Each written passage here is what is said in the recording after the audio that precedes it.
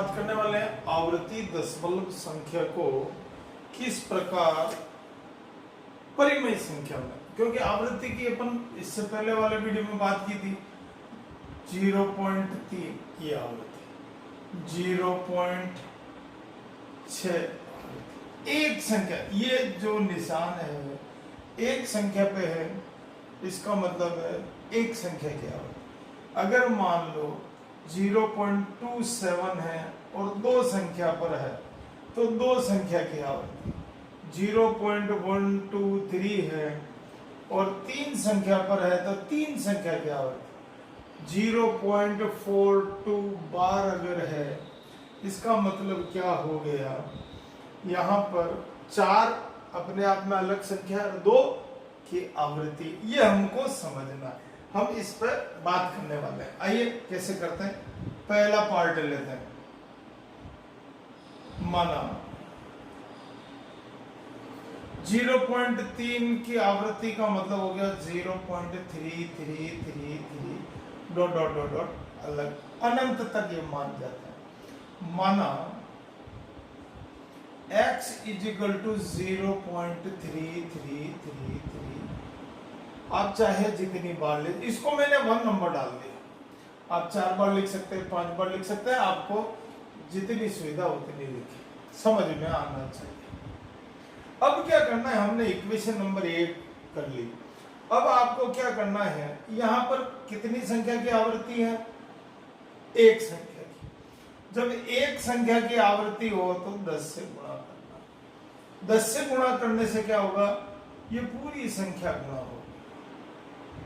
ये महत्वपूर्ण स्टेप है, इसलिए ध्यान से समझो। अब यहां पर 10, अब 10 होने से क्या होगा, एक संख्या बाहर निकलेगी, 3.333,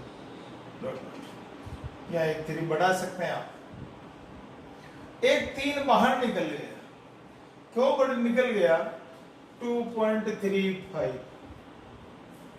इंटू 100, ये 10 किया, या ऐसा समझे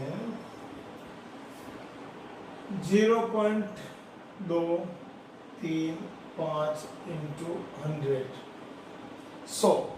तो यहां पर दशमलव हटाया अपन ने तो 3 जीरो आए, क्या हो गया, कितने जीरो है, 3, यहां से ये कट गया। अब कितना बच गया, 235 डिवाइड बाई 100, कितनी संख्या, दो संख्या के पहले दशमलव निकल लगेगा, तो एक जीरो कम होने के कारण से ये एक संख्या बाहर की ओर निकल गई। अब क्या करना है, 2 में से 1 को घटाना, 1 को घटाना, कितने में से, 2 में से 1, कैसे करेंगे, 10x 3.33333 x is equal to 0.3333,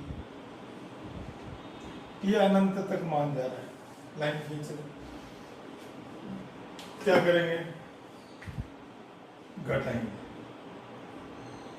अब देखें 10 में से 1 कम किया, 9 आ गया। इस पीछे वाले सब में से अपन घटाते चले तो क्या आएगा, पॉइंट के बाद 0, सब जगह 0 0 0 आ जाएगा, लेकिन अपन एक जगह 0।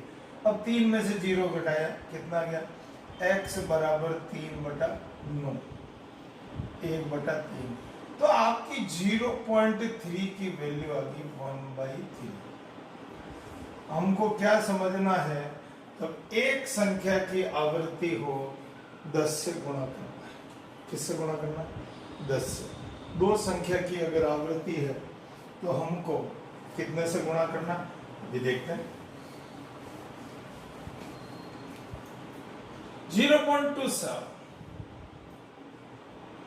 x is equal to 27272727 dot dot, और इसको x मान लिया तो 1 नंबर डाल, ठीक है। अपन ने 27 दो संख्या की आवृत्ति ली, अपन याद है हमको एक संख्या की आवृत्ति आती 10 से गुणा करते हैं, जब दो संख्या की आवृत्ति आवे तो 100 से गुणा, 100x 27, दो संख्याएं बाहर निकलेगी बाहर, ध्यान रखना है आपको। दो नंबर डालते हैं, फिर दो में से एक को घटा लेंगे, एक घटाना है, माइनस करना है। 100x 100x is equal to 27। बड़ी में से हमेशा छोटी संख्या घटती है। x 0 27 27 27 सभी 27 माइनस कर 99x 27 पॉइंट, ये घटा लिया। अब ये 2 में से ये गया 0, ये सब 0 हो गए, और पीछे सब संख्याएं 0 हो गई। 27 99, 9 से काट लें, 9 27, 3/11 इसका आंसर आएगा। अब मैंने दो संख्या का अगर कर लिया तो मेरे 100 से गुणा किया, इसी तरह तीन संख्या का करेंगे तो आपको क्या करना पड़ेगा, तीन संख्या के लिए 1000 से गुणा करना। हम बात करने वाले इस पर 0.42 की आवृत्ति। कैसे लिखते हैं इसको, आवृत्ति किसकी है, 2 की। ध्यान से समझेंगे, x is equal to for 0.422221 number. इसको 4 को बाहर निकालने के लिए मैंने 10 से गुणा किया। किससे किया, 4.2222, ये 2 नंबर आ गया। अब हमको क्या करना है, इस क्योंकि आवृत्ति हमारी 2 है तो इस 2 को भी बाहर निकालने के लिए फिर 10 से मल्टीप्लाई करना। 100x 42 माइनस 2 3 आई। अब 3 में से 2 को घटा लेंगे,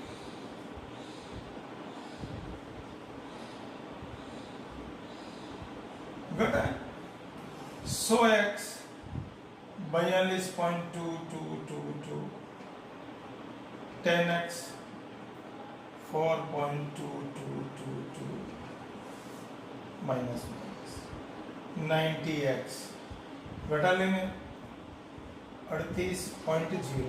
यहां पर 42 में से 4 घटेगा,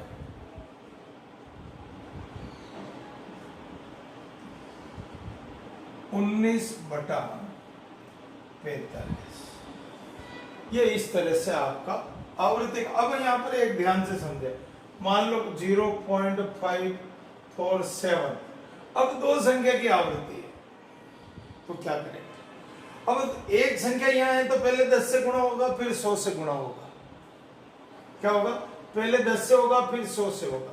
अगर मान लो 0.2536 है और यहां पर दो संख्या की आवृत्ति, ध्यान से समझ लेना, आवृत्ति और संख्या पर निर्भर है हमको कब कैसे गुणा करना है। एक संख्या से गुणा किया या 100 से किया। अब यह दो संख्या है तो 100 से यह गुणा करना पड़ेगा, तो ये 25 पहले बार निकलेगा, फिर आवृत्ति का 100 से गुणा करना पड़ेगा, 2 बार 100 से गुणा करके फिर हमको हल करना पड़ेगा। आप अभ्यास करें, आपको समझ में आएगा। बहुत बहुत धन्यवाद।